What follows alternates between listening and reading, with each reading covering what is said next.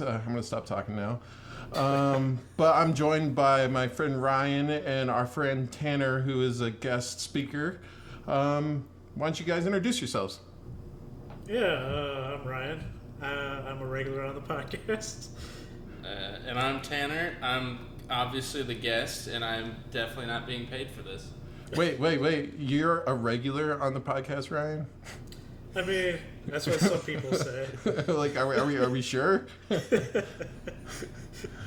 All right, so this is going to be nice, loose, and free.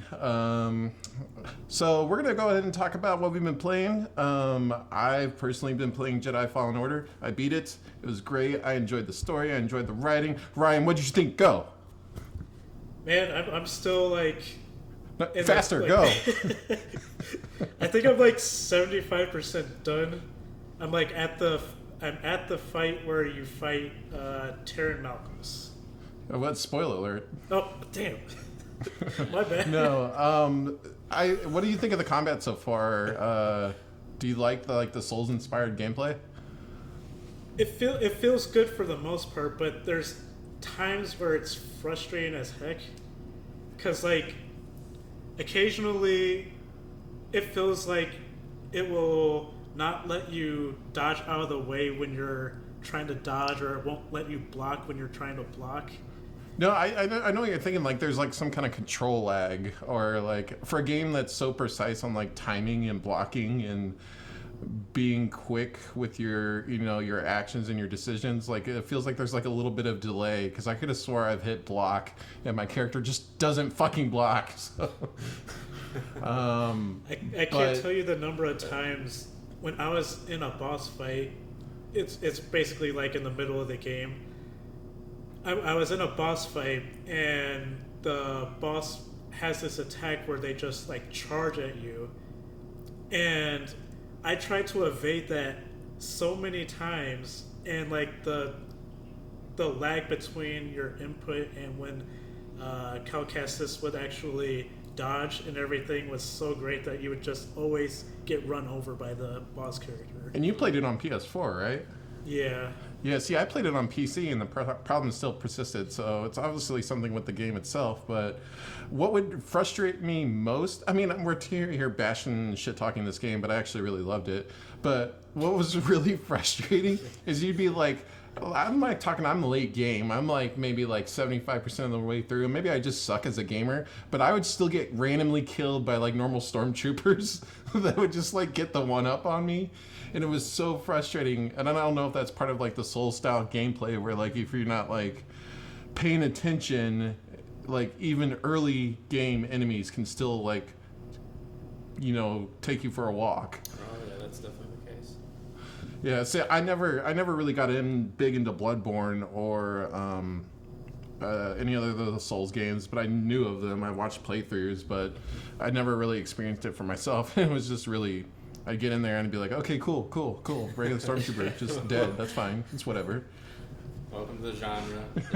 It's fun. I'm not like huge into Souls either, but I've at least bought Dark Souls 2 and Bloodborne, and subsequently had to sell them because I was so bad at them. But Sekiro's a different story. I think this is back when, like, what was it, the game renting service online? What was it called? Do you guys remember that? Fuck, I can't remember the name. Gamefly? It was like Netflix, but for video games. Yeah, that was Gamefly. Yeah, Gamefly. Gamefly, yeah. I rented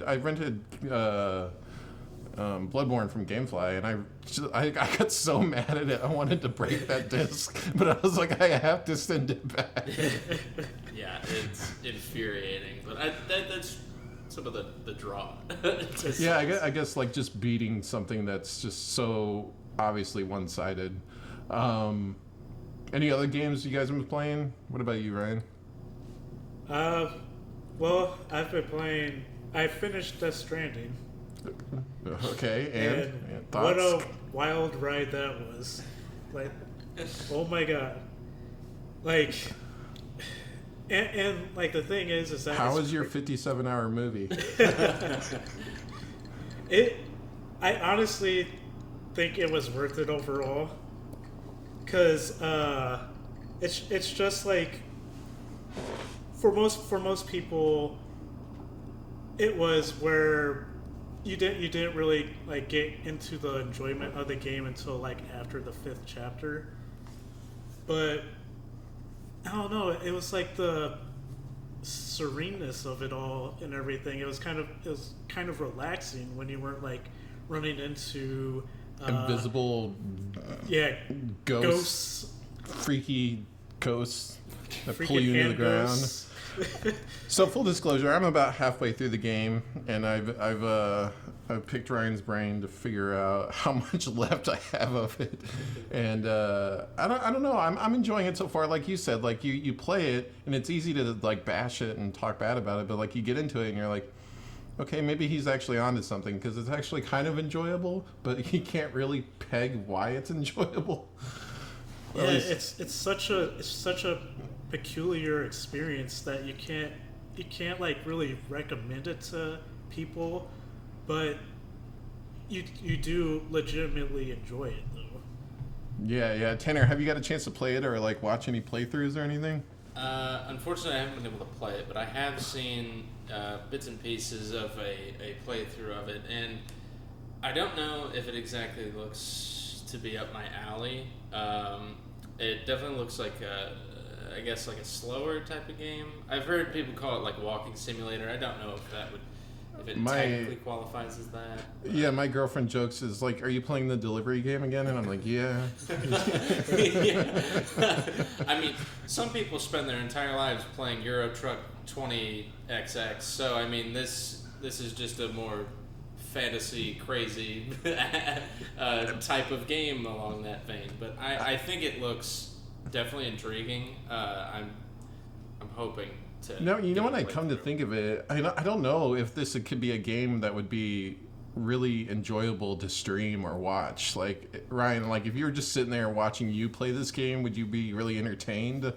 Like, Well, it's weird. You'd have to be like play with like, or you'd have to be watching somebody that's like fun to like watch, somebody that can like crack jokes and stuff. Because like just the normal gameplay loop's not gonna be enough to excite you. But like when those like interesting cutscenes come in and everything, then that's when it would actually be fun to watch. If you're like watching a let's player that's like, you know, kind of quiet or something like that. Yeah, and then there's that kind of twist at like chapter 4 or 5 where it kind of throws you into a different type of gameplay almost. Like the whole game is pretty non-combative for the first what is it, 4 or 5 chapters, and then it kind of just throws you into something that hasn't previously introduced you at all. Basically. So yeah, like I'd say the game it really opens up after chapter 4 or 5. Like it, at least from where I'm at in it. Yeah, I can completely understand like if people, you know, don't think it's their you know, kind of game or anything, and I don't blame people for saying that it's like the greatest game of the year, but you know, it's definitely an interesting experience that I think people should at least, you know, give it a try. I mean, it's Kojima unhinged. Yeah, so it's thoroughly Kojima. Yeah, for good or for worse. Yeah, like it's like you got to experience at least part of it. I've also been playing. I beat it in just one afternoon. But Untitled Goose Game pretty much lives up to the hype. I know that game's been memed to hell and back, but before Baby Yoda hit the internet, and I really enjoyed it. It's just like there's something really, really relaxing and pleasing about just being an asshole goose to this like sweet, innocent, peaceful town. And if you haven't played it, I don't know if you have, Ryan, but it's fun. It's just like it's a good way to unwind.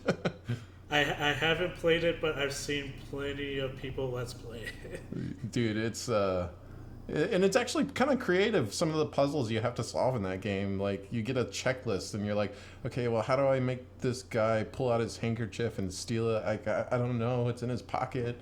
I can't take it out of his pocket. So what do I got to do to get it out of his pocket? Like, it's a surprisingly adept little puzzle solver. Tanner, are you playing anything right now? I'm currently playing through Sekiro, which we'll probably be talking about later during the later segments, but it is like devoured my attention for the past week and a half. Got it on Black Friday, but I've never actually been a fan of Souls games. They've felt too difficult. Gonna make me sound weak, but they're just so. You're fine, dude. Like, trust me. Some of these Souls style games where you go and it just throws impossible things at you. Like, I try to play video games for the enjoyment. I don't want to hate my life.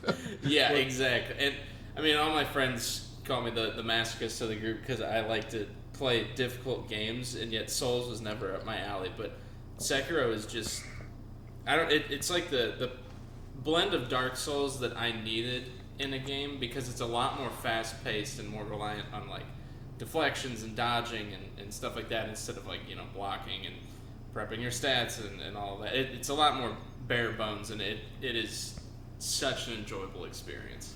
Do you think it's easier for people who aren't usually into those styles of games to pick up and learn?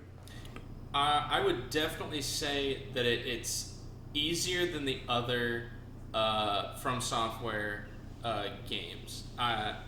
If you're trying to like dip into Souls territory, Jedi Fallen Order would probably be an easier starting point, but this is definitely on like the more approachable end of the Souls spectrum. Gotcha. That's just about what I was going to ask. Was I haven't played Sekiro, but I was wondering if you would like compare it to like what Jedi Fallen Order does for its combat. I probably would, yeah, because the combat is fairly the same, I would say. Basically, you're trying to break their posture so that you can instantly kill them, and that's the entire point of getting into fights. So anytime they're about to hit you, you deflect the attack, and you go on the offensive until they start attacking again, or they try and throw out an unblockable, something like that. And once you break their posture, you instantly kill them. But the same can happen to you. So it's kind of like a fine line between the two. I haven't played Jedi Fallen Order, but I have seen enough gameplay to understand that it's kind of on the same spectrum. So, but it's a little more forgiving. Whereas Sekiro, there's a lot of enemies that will one-shot you if you aren't careful enough. So, yeah, it's not as forgiving on that end. Yeah, that's kind of how I felt, at least from what I've understood about, you know, the gameplay that Fallen Order has been like inspired by. So there's meditation points in Fallen Order, which are kind of like the bonfires in Souls games, and then if you get killed by an enemy, you lose all your XP, but you can go back and kill the enemy that killed you and like gain a good portion of your XP back. Basically like a reset, like you never died. Or in like other Souls games, I guess that was a thing where you could go reclaim your body or something like that. Right. Yeah. This one actually deviates from that formula, or Sekiro does, in that if you die, you'll come back at the last save point, but you'll lose half of your money and half of your XP. And there's no way of getting it back.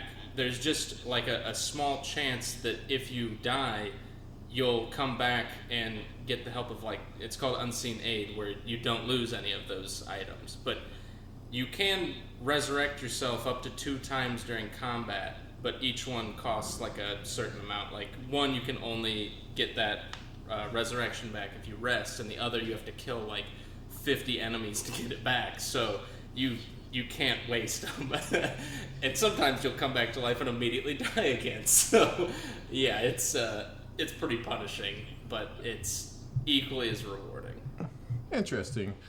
And then another game I've actually picked up that has been out for a little bit of a while, but like A Plague Tale, Innocence, kind of one of those games that kind of flew under a lot of people's radars. I know Ryan's played and beat it, and I'm currently about halfway through it, but man, I mean, I read about this game and how it was kind of like a sleeper hit, but the writing in it, the acting in it, the sound design, the level design, I mean, everything is what you look for in a video game, to be honest. Yeah, I absolutely loved it, and it is actually my runner-up for Game of the Year this year. I just enjoyed it so much, like, and the special mechanic that they used to basically put like uh, hundreds of sprites, those rats that basically like fill up the screen and everything. Like that technology that they created for that game is incredible, and I would love to see like some other developers try to find ways to incorporate that technology into like some other kinds of games. Yeah, man. I think there's a lot to be learned there, and just you take a studio that's not pushing 30, 40, 50 million dollar budgets, or gosh, even $100 million budgets with like Modern Warfare, and they come out and they create these like small intimate experiences that are just they blow away anything else, kind of like similar to like Hellblade, basically. Yeah, yeah. I mean, I would love to see the comeback of AA games. Dude, definitely. Now that we've got through the intro, kind of what we're going through, what we're playing, the big news this week and coming up in a few days are the Game Awards, the 2019 Game Awards. We're going to kind of go through some of the nominees and categories and kind of give our thoughts on it. We'll start off with the big one, Game of the Year. The nominees for Game of the Year are Control, Death Stranding, Resident Evil 2, Sekiro. Am I saying that right? Sekiro? You can say it any way you want, I think. Smash Bros. Ultimate and The Outer Worlds. So I'll let you guys take off from here. But Ryan, why don't you give your thoughts on it? Yeah, so my pick of the year was Control. And I feel like Control just did like so many interesting things that like I haven't seen in like other games. It had such an interesting kind of direction for what they wanted to accomplish with this particular game. Like being able to basically subvert your expectations for like what you kind of expected and everything. It was a very interesting game throughout the whole entire playthrough. And what I liked about Control was it made you wanting more. It kind of just revealed just enough for you to question more of the story and kind of figure out what the heck is going on. None of this makes sense. These levels don't make sense. This place doesn't make sense. And it was really just that's pretty much what drove the narrative. I mean, you were playing Jessie Faden, the character, and she obviously had her own say in the story and her whole reason for being at the oldest house. But I really think the mysticism of it all is what really drove that story forward, not her. Yeah, it just like constantly feeds into your curiosity when they just give you like little tidbits of outside lore throughout the like side quests and notes and everything like that. Like you can't help but just want to continue exploring and finding more stuff. One of my favorites is like you would pick up a note and it would talk about like some strange thing, like well, I forgot what they were called exactly, but they were called like objects of power or yeah, so like a spoon would be an object of power or something like that, or a fridge, and then you would later in the game you would see a fridge locked in a room with like bars, and you're like and you can't look away from it, otherwise you're basically dead. Yeah, it's like just stuff like that. It was just a really cool take on basically the shooter genre. Now the gameplay itself, it was I wouldn't say it did anything new, but it was refined. Like they had it nailed down with how your movement worked, introducing new abilities, and then different enemy types. Nothing like fancy or crazy cool, but it's just like a well-oiled machine. It just worked. Yeah, and that's the thing that Remedy does really well is they find interesting different ways to use like different types of powers that you've like seen through like other types of games or movies, and that's partly why like I thought Quantum Break was underrated and everything, because of the fact that they did such creative things with time powers and everything that it made the game like really interesting. And Control is basically an evolution of what Quantum Break was. Now, is Quantum Break set in the same universe, kind of like how they alluded to the Alan Wake is set in the same universe as Control? Because you can actually find like these notes that are laying around that talk about the incident in Alan Wake, which I thought was kind of cool. I didn't know if like Quantum Break fell into that at all. I think it's loosely connected. I think I heard something about that. But yeah, it's not as closely tied to it as Alan Wake is, though. Right, and it's just kind of cool to see like a blast from the past come back like that, because I really enjoyed Alan Wake when it came out. Mm-hmm. Tanner, what about your game of the year? What are your thoughts? All right. Well, to be fair, I've only played 3 of the 6 games on here. I've tried to keep up with all of them, but I only got around to playing Sekiro, Super Smash, and Outer Worlds. But of those 3, I would, as I alluded to earlier, I would definitely say that Sekiro is going to take Game of the Year for me. It just has... This is the first year that I actually haven't chosen a game based on like narrative or like plot design, because the Sekiro is pretty... It feels pretty bare bones. You're a ninja that's trying to save your master, and the kid, your master, he's the reason that you keep coming back to life because of his bloodline or something along those lines. So you're just trying to get him back from the guy that kidnapped him, and it's pretty basic, but just the blend of stealth, of Souls-esque combat, all the bosses that you face, just the setting itself is phenomenal. It's like no other game that I've ever played, to be quite honest, and I don't think that other games on this list could hold a candle to the enjoyment that I've gotten out of it. Super Smash Bros. Was good, don't get me wrong, and Outer Worlds was alright. I think it's riding off of the hype around Obsidian more than anything, but right. Regardless, I definitely think that Sekiro's the top. You're almost selling this to me, but I have like a strong aversion to From Software games only because I suck at them so bad. And judging by how many times I had to restart in Jedi Fallen Order, I don't know if that would be good. Trust me, I was exactly like you. I got this on a whim because I game share with a friend who really likes FromSoft games. I was like, oh, he would really enjoy this.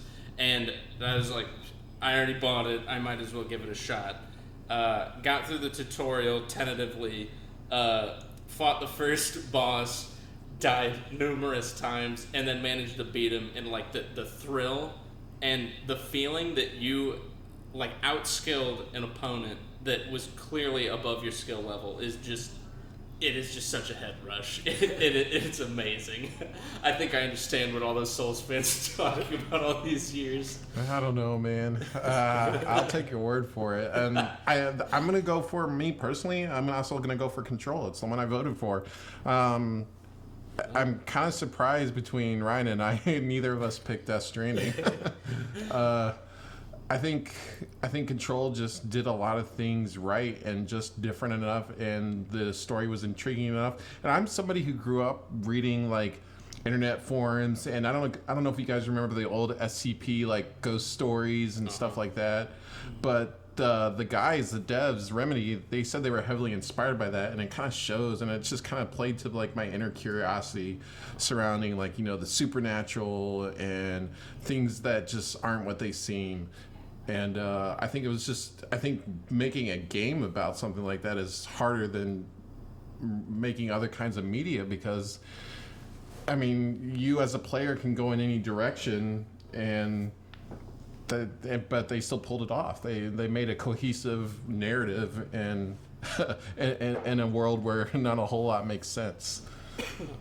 I didn't know that was inspired by SCP. I'm a big SCP fan. So. Oh yeah, dude, like a lot, like a lot of the notes you find, all like they read like SCP like reports. Ah, a lot of redacted notes. Okay. Yeah, yeah. Sweet. I'll have to give that a try. So next up is the best best hold on. action. What's up? I think it would be interesting if we all said what we think is actually going to win. Oh, Death Stranding by far. I mean, it's not even a question. Oh. I actually think it's going to be Resident Evil 2. You think so? I think, I don't know, man. Kojima holds a lot of weight at the Game Awards. He always has, especially with Keighley. I think too many people took notice of like the excellent job Capcom did in remaking a classic such as Resident Evil 2. Did you play the remake? I did it. I have just heard tons of praise about the game and have seen Let's Plays. Do you know, as strange as it sounds, I have an aversion to this game, and it's more of a personal reason because I hate in games when you come across an enemy that's unkillable and it just follows you. I just hate that. I absolutely despise it, and it almost plays to like my inner like my inner fears. And I'm like, no, I don't want to play it. Yeah, I gotcha. And I mean, I eventually will play it, but it's just like certain things like that. But I guess that's half the reason there's fear surrounding it, is something you can't kill and you just have to run from. Yeah. What do you think, Tanner? Well, I'm gonna wild card. I think that Super Smash Bros. Ultimate is gonna win. Oh, Yeah. I think that is the wild card, and I think the underdog would be the Outer Worlds. Oh yeah, 100%. Like, Outer Worlds is like a pretty baseline RPG, like by today's standards. It's okay. People overhyped it just because Obsidian made New Vegas and they thought this was going to be New Vegas in space, which it kind of is. But Super Smash Bros. Ultimate is, as they have said many times, the biggest roster. Everybody's back. And literally everybody's back. And they doubled down on like the mechanics, on balancing. It's a phenomenal, fun game to play that, I mean, you can play with up to 8 people, and it runs almost seamlessly because it's the Switch. But it's just an awesome party fighting game that I think that anyone can pick up and enjoy. See, I think I was just happy that Outer Worlds worked without any bugs for me for once for an Obsidian game.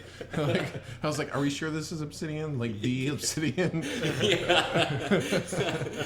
Infamous for their bugs, and somehow this came out with an almost flawless release. The only thing I really liked about this is like every time I start a big RPG that's kind of open world-esque and has all these options to choose from, I almost get like an overwhelming, like I get so overwhelmed I don't know where to start, and then at that point sometimes I don't finish the game because I just feel like it's so massive and so big that I can get easily, I'm never gonna be able to play it. Yeah.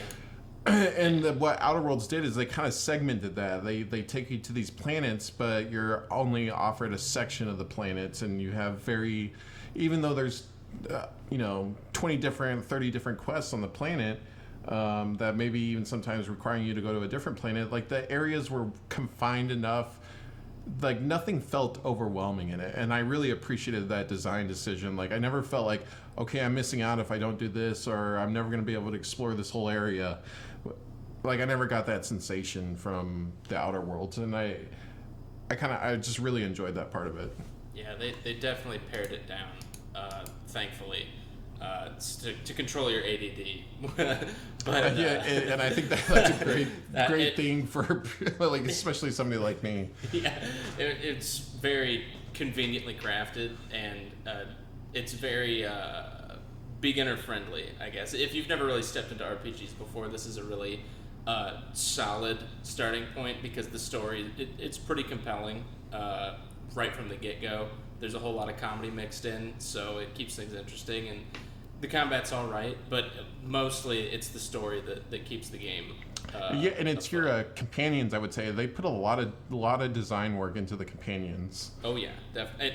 I mean, you can kill all of your companions before you even pick them up. So. Oh, I didn't know that. Oh yeah, one of my friends, He's made multiple mistakes in his campaign already, but he slaughtered the entire starting town because they tried to take an item from him, and he killed one of the potential companions. So he's only running with one person right now. So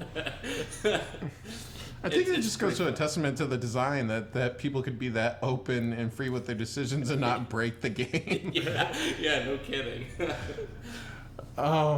So next up is Best Action Adventure Game, and in that group is Resident Evil 2, the remake, Death Stranding, Control, Borderlands 3, The Legend of Zelda: Link's Awakening, and Sekiro. I haven't played. I mean, I played Control and Death Stranding, and I watched playthroughs of Resident Evil 2, and to be honest, I just wasn't interested in Borderlands 3. I feel like that ship sailed so long ago. Like, I don't know. It really didn't do anything new. It's just more Borderlands 2 essentially. And maybe that's what people wanted, but man, like I saw the marketing, and I felt like I was back in like high school watching it, and I was like, I don't want to play this. Yeah. I really don't want to play this. The comedy hasn't really aged well either. I brought back the writer from the first and I hate to do Borderlands instead of the second one, so it's a lot of the more dry humor. And I mean, the game is good, but it almost felt rushed when you were playing it. The story is just kind of okay. They don't really use a lot of the characters that they could. A lot of the combat feels, it feels all right for a Borderlands game, but it doesn't like innovate like you think that the newest installation that took them like 7+ years to make would. And I don't know. It was kind of lukewarm on my end. I really like the Borderlands series, but this one was just kind of okay. Yeah, I think they just waited too long, and then I have a really strong aversion to Randy Pitchford after he burned me on Aliens. He burned me on Aliens, and I've just never really felt the same since. Yeah. I love Gearbox as a development studio. Like, all the people that work there, they're extremely talented. They work on good stuff, and they make great games. But anything that lines the pockets of Randy Pitchford, I'm just like, no. Yeah, I'm gonna pass. Yeah, he can go do magic tricks somewhere else. Yeah. So for me personally, I'm gonna go with Best Action Adventure. I might have to honestly give this to Control again, just because. The game, it's in its definition, action adventure. I mean, the game was an adventure. It was action. It's got it all. No, it really does. I mean, just from the design standpoint of it all, I don't know if I could really qualify Death Stranding as action adventure. Maybe an adventure game. Possibly. I don't know. This is kind of a tough one for me because now that I'm thinking back to it, Death Stranding is doing certain things different, and Control was such a different take on the genre. Mm-hmm. I don't know, man. I don't know. I'm kind of torn. I don't even know where this direction would go from, a community standpoint, what people would vote for. Okay. Well, Ryan, what would your pick be? I would probably go with Control. Oh. A lot of the same votes around here. It's one of you guys picked as game of the year. Yeah, I mean, it was good. It's just... something feels weird about just giving Death Stranding everything. It was really good, but... You've given it nothing so far, though. But I know it's going to get it. I swear, watch come Thursday. Yeah, that's true. I have a feeling the community is just going to... They love Kojima. They really do, and for a good reason. I mean, he's good at what he does. It's just... I feel like when a powerhouse like Death Stranding comes along, it doesn't give a whole... It's hard for other games to shine through. Yeah. But what about you, Tanner? This one's kind of tough because combining action and adventure together, that kind of opens it up for most of these games. I don't know a ton about Control. I didn't follow it very closely. I haven't played it, but from the sound of it, it's something that would be totally up my alley, and it definitely fits everything that goes into this bracket. Death Stranding would probably be along those lines as well. Resident Evil strikes me more of an adventure game, as much as you do shooting and whatnot, but it's not like super action oriented. The Legend of Zelda is of course an action adventure game, but this is more bias on my end, but I'm not a big Legend of Zelda fan in general. I don't know if it really deserves to be on this list, to be honest. Yeah, especially because it's You a shut your remake. mouth. That is my favorite Zelda game of all time. Well, it's a remake, and if this was the Game Awards of 1980 or whatever, then it would totally deserve to be on there. But I don't know if a remake technically deserves to be on here, which is why I wouldn't vote for Resident Evil 2 either. Which leaves Borderlands 3, which, as it sounded, was pretty lukewarm on my end. So I hate doing it, but I'm gonna have to pick Sekiro again, even though I don't feel like it's as adventure defining as it is action. The main focus of it is you just beat up a lot of bad guys, and I guess you kind of explore like old school Japan, but I don't know. I would give it to Sekiro. Yeah, I mean, I really expected to see Fallen Order on this list, and we haven't. I mean, it's the definition of an action adventure game too. The reason why you don't have Jedi Fallen Order on here is because it was too close to the deadline to pick. for this. Yeah. Okay, so Legend of Zelda would have definitely been kicked off the list. What you guys gotta do dirty to Legend of Zelda? Hey man, I'm sure it was a great game, and what year did it come out? I don't know. I don't know about the original. 1992, 93. Maybe. See, Ryan doesn't even know. What a fan. Yeah, right. Yeah, you call yourself a fan. Yeah. All I know is that I got it when I had my cousin's hand-me-down Game Boy, and I enjoyed the heck out of it. So You're riding that nostalgia train. You're not looking at it objectively. Yeah. Come on, this is games journalism right here. We're all about objectivity. Oh man. Role-playing games. Now, this is a genre I actually didn't play a whole lot of other than the Outer Worlds this year. Not for lack of wanting to, I guess just not a whole lot came out that I was interested in trying. So I can't really speak to a whole lot, but I have heard of some good things from some of the nominees. So those nominees are Disco Elysium, Final Fantasy XIV, Kingdom Hearts 3, Monster Hunter World Iceborne, and The Outer Worlds. I want to give this game to Disco Elysium, even though I never played it. I've read a lot of reviews and I've watched a lot of playthroughs, and it seemed to be a game to try things differently. And I think the developer took a risk creating that kind of game, especially in this age when everything else is different. So I gave my vote to Disco Elysium. I wanted to see them succeed, even though I never played it. And the only game I played on this list was The Outer Worlds. yeah, I got no horse in this race. I have not played really any RPGs this year. RPGs are my lifeblood. I mean, I don't have I haven't played Disco Elysium, unfortunately. It's on my list. Very high on my list, but I haven't gotten around to it. I'm a big Kingdom Hearts fan, but I also have not been able to play Kingdom Hearts 3, which just leaves Outer Worlds and Monster Hunter World because I stopped caring about Final Fantasy after 12. Or Final Fantasy 12, not the age of 12. So, I think it would be Monster Hunter World, which, for people that haven't played the game, it would seem it almost sounds cheap to pick what's essentially a DLC as the award winner here, but it's literally an entirely new game. It's amazing the amount of effort they put in to adding on to the base game.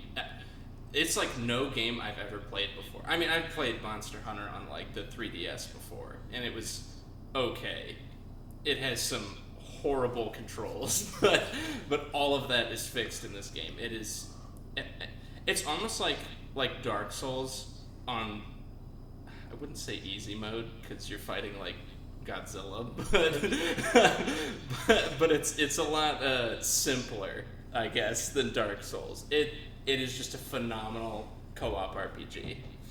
And that was the big thing about Monster Hunter World, is that the fact that it was an actual console game this time around instead of a handheld.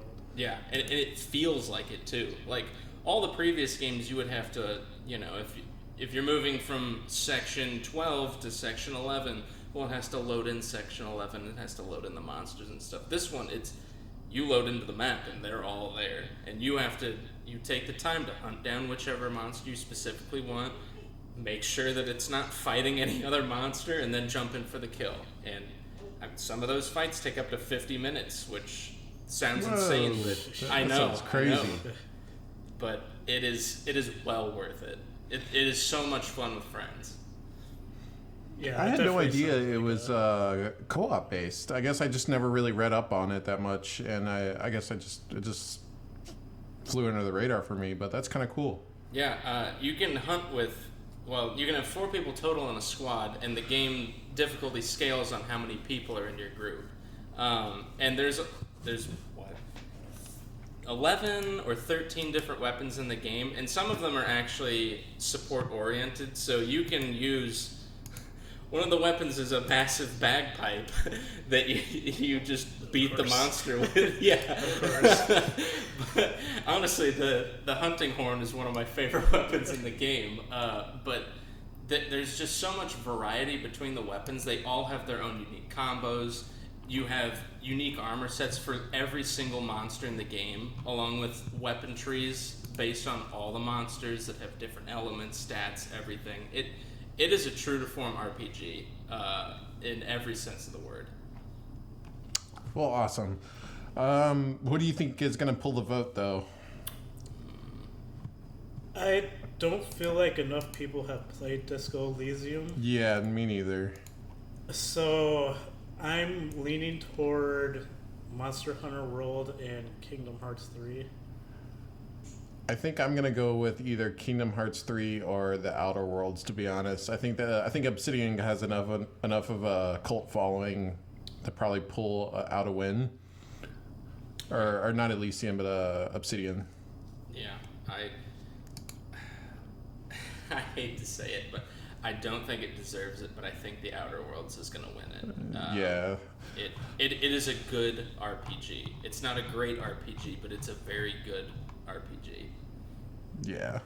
All right, now we're on to narrative. This has some awesome nominees in it. A Plague Tale: Innocence, Control, Death Stranding, Disco Elysium, and then The Outer Worlds.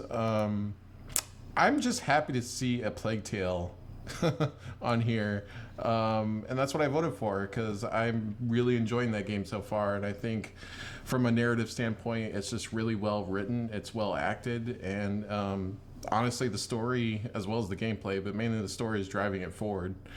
So I mean, a Plague Tale for me by far. I full-heartedly agree with you, and I'm honestly disappointed that this is really the only category that a Plague Tale is in. And it just goes with I think you said this earlier, that it's just something that was overlooked this year, unfortunately. Yeah, I don't think they had a big marketing budget. I think they focused more on designing the game, and then it just wasn't pushed out, or it came out at a wrong time, or maybe a bad release window when something else came out, and then it just kind of got overlooked.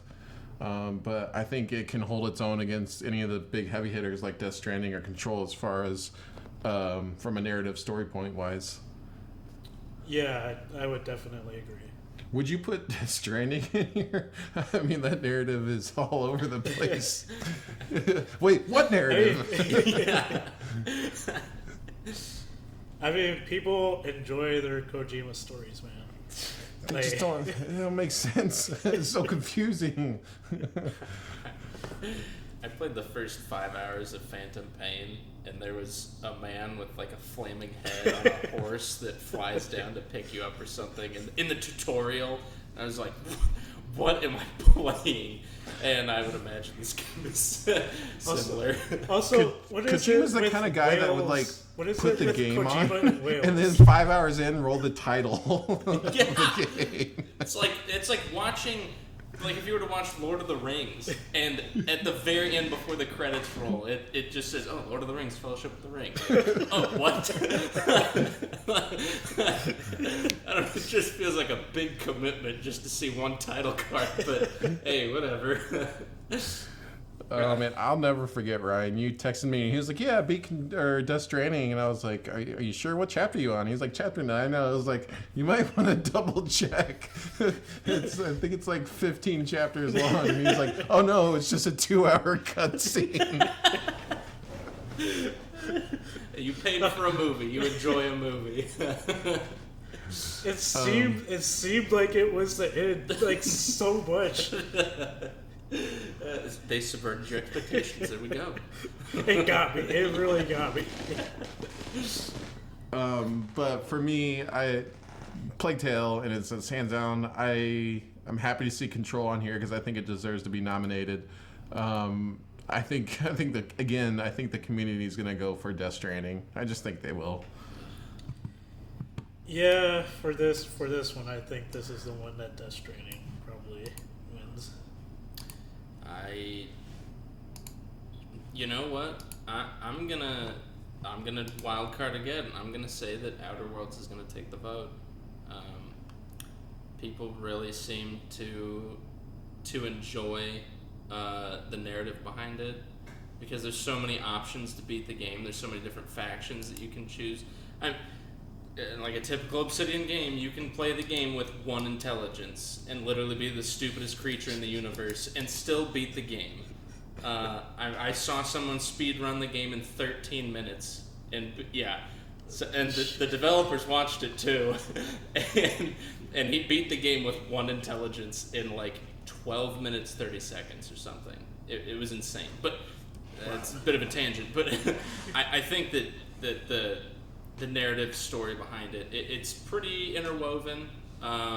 It isn't like narrative focused like maybe the Plague Tale, but I think that a much wider audience played Outer Worlds, unfortunately, and so that's why I think it's gonna take. Yeah, I could totally see that happening. Man, they're getting to the end of these categories here, but indie game. I think this is one where the nominees are actually really good. I didn't get to play all of them, but the nominees are Baba Is You, Disco Elysium, Katana Zero, The Outer Wilds, not The Outer Worlds, and Untitled Goose Game. I remember when The Outer Wilds was announced, I was like, oh, it's that Obsidian game. And I'm like, wait a minute, oh, this isn't it. It just had the really unfortunate time of coming out with The Outer Worlds. Yeah, I remember people just like constantly getting Outer Worlds and Outer Wilds confused. I know I did. I'm just surprised there wasn't some kind of like copyright, like, hey, you can't name your game this. Yeah. But I really want to get a chance to play The Outer Wilds because for how much praise it's getting, and I think it would just be really cool. And Tanner, you played it, right? I have, yeah. I hate using the term crazy because I don't know if it's actually like a crazy game, but it's like for how small you think it is initially, the scope of it is pretty impressive. And most of it is like problem solving, puzzles, flying around on a ship, trying to deal with physics, trying not to drown. Like it's almost got survival elements to it as well. But yeah, it is like nothing I've ever played, honestly. Isn't it kind of like Groundhog Day-ish? Like you respawn and you have to like do things over again? Yeah. So if you die, you spawn back at, or whatever. You spawn back at camp with all the other alien people, and you got to hop on your ship and go fly around again to figure out all the puzzles and stuff. You try and have to figure out a system while you're playing it, and I mean, I've played puzzle games before, like Portal and similar games, but this one it's different. I can't really put my finger on it, but it's definitely unique. Yeah, it's on my playlist. I've actually have it downloaded. I bought it during a sale. I just need to play it, and I'm excited. I don't know about you, Ryan, but what's your take on this?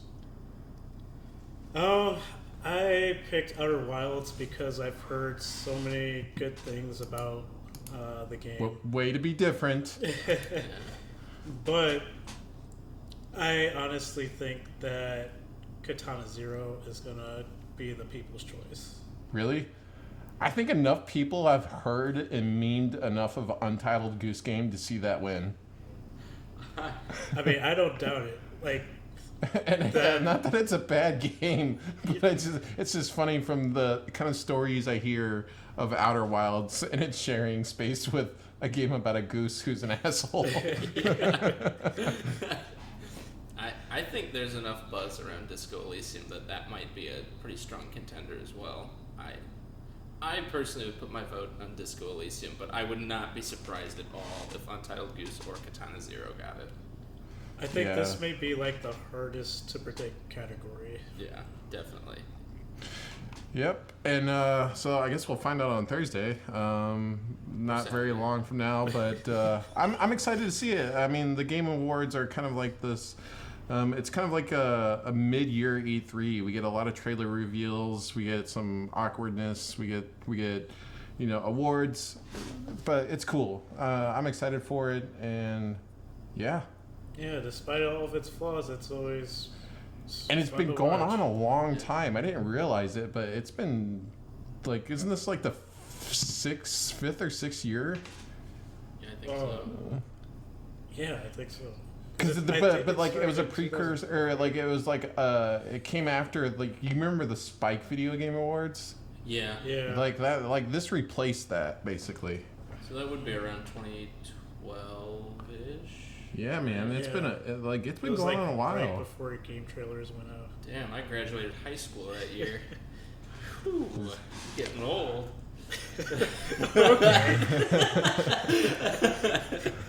I know we're coming to the end of our show, but we can talk about the state of play. One of the last things that came out before the Game Awards are going to be shown on Thursday. Not a whole lot to take away from this, to be honest, guys. Like, I mean, yeah, it was cool. I'm stoked to see the Resident Evil 3 remake because it looks like they're treating it with the same love and attention to detail that they did with 2. There was a teaser for Ghost of Tsushima. I don't know if I'm saying that right. Tsushima. And but yeah, I feel like they could have just left that alone and just given us Resident Evil. I don't even really think the state of play was warranted. Yeah, it honestly surprised me that they decided to go with that, because they could have honestly saved the money and just partnered with Game Awards to show all that off. Yeah, I feel like PlayStation's marketing department was like, shit, the Game Awards are soon. We got to do something. Yeah. we can't have them out show. We got to reveal something. This whole year, Sony's just been playing to the beat of their own drum. Yeah. So I guess it goes to their MO for this year. Yeah. I honestly don't know. Did Ghost of Tsushima get an actual release date, or I could swear that I think that's a PS5 game. Like I don't even like we're so close to the release of the new PlayStation. Like, yeah, I feel like some of these games are just gonna be. I mean, The Last of Us 2 is gonna be the PS4's swan song. I mean, that's the last big release, I think. I thought that Ghost of Tsushima was gonna be coming out next year, but I might be wrong. I mean, I think it'll be 2020, but like, what's the I still think it'll be like a PS5 debut. Like, here's a reason to get a PlayStation 5. Look how pretty this game is. Yeah, I honestly don't think it's gonna be a launch title. I think it's probably gonna be a few months out from. You think so? Launch, yeah. I mean, like we're approaching that awkward time where like the new console comes out and the old one's not new anymore, but they don't have the numbers. Everybody has to go out and buy one. Mm-hmm. So, aren't they going to be playing a trailer for it at the Game Awards? they will be. I wonder if they'll be able to do a release date then. Okay. I believe I read somewhere it's supposed to have the longest trailer of all the games being showcased. Not if Kojima has anything to say about it. Yeah, I mean, he might give him a run for the money, but that's just hearsay on my part. And then we'll kind of touch base on some game releases this week. Gtfo, which is an indie title, coming out of a development studio that was from the original developers of Payday, I think. Yep, they branched off once it started to sink. Right, and then, but this is like, I've been following this game for a while since it was first announced, and I was like, when I saw the trailer for the sell of the game, I was like, dude, this is what Colonial Marines should have been. You see this, Randy Pitchford? This is what Colonial Marines should have been. Yeah, take notes, buddy. Yeah, take notes, dude. This is like a dev studio of like 9 people. Yeah, exactly.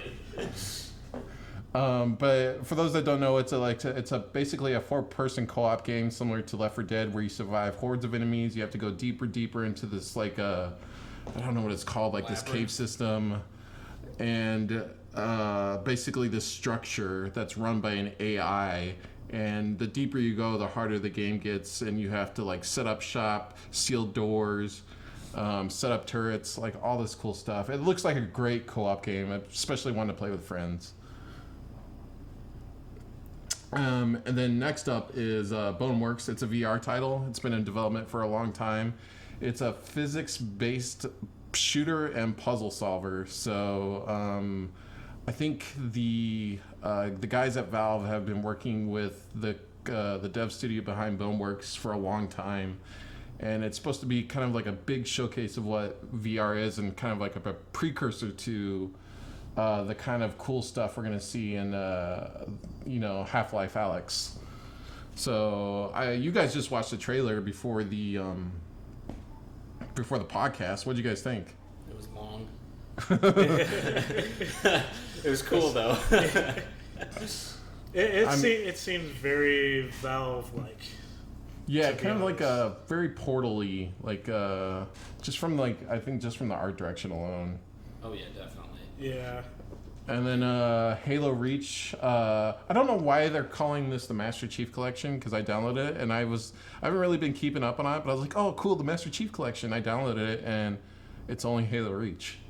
Oh, I have it for Xbox, and the Master Chief Collection comes with like all the Halos. Yes. Yeah, 1, 2, 3, 4. Was that was my impression. But when you download it on PC, it's just Halo Reach. Oh. Well, I mean, personally, Reach was my favorite one, so I think that's a steal. Was that when did that come out? When did Reach originally come out? Was that 360 or was that? Yes. Yeah, it was 360 because I remember playing it with a friend in high school. So it would have come out, 2011, 2012, yeah. something like that. Oh, it's great. I downloaded it. I have an Xbox Games Pass for PC. It's cool to see it in 4K. I don't know. I think I'd be having more fun with it if I had somebody to play through with it. But Reach is it's crazy going back to these games that are older and just seeing how well polished they were. Just from a narrative and pushing the player forward standpoint, it's easy to kind of just forget. They've been doing this a long time, and there's a reason Bungie was good at what they did. Oh yeah. Or was Reach 343 or Bungie? That was Bungie's final Halo installation. Yeah, so good stuff. And then Red Dead 2 for PC, without its issues. Hopefully they get most of those patched soon. The only thing out of this that I've taken away from the memes is it's a gorgeous walking simulator because you get 12 frames per second. Yeah, if that. So, and then Disco Elysium came out not too long ago. That's the game we've been talking about for the award nominees. And, yeah. that's our first podcast in a long time, in like 2 or 3 months. We did it. Season 2. Season 2. You'll get episode 3 months from now. Yeah. Subscribe, like. Wait, that's the wrong platform. I don't know. Listen to us wherever you listen to podcasts. Smash that like button. We're pretty much everywhere. So No, we're planning to do another one next week after the Game Awards. We're gonna talk about the winners and everything else. Probably just make a quick recap episode of the Game Awards. Ryan, where can people find you?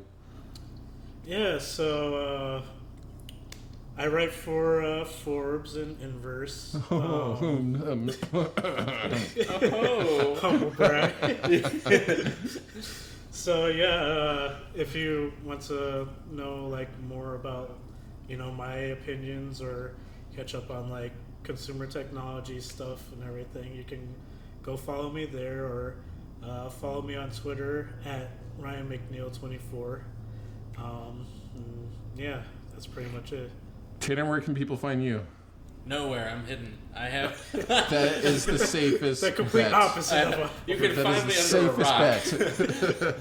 Like a goddamn peasant. I don't have any social media or none of that. I need to. I'll get a Twitter just for this podcast. You so that should. People can You berate should. Me.